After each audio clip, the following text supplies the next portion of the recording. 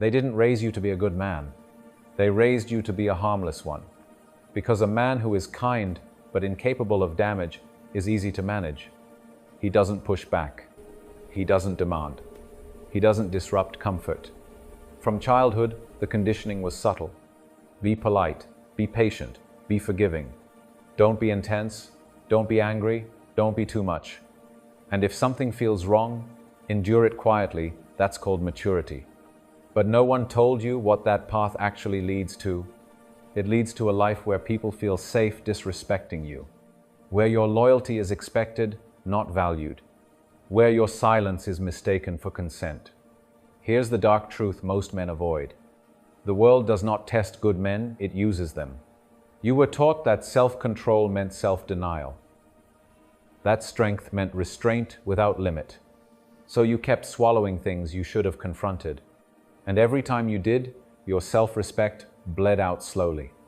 That quiet resentment you carry, that's not weakness. That's the part of you that knows you've been betraying yourself to stay accepted. Good men are praised in theory and ignored in reality. Because goodness without threat has no weight, no edge, no consequence.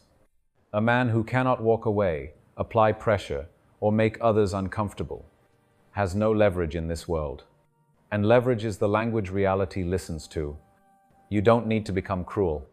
You need to become dangerous under control.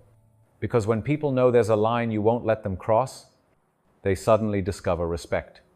The most brutal realization is this.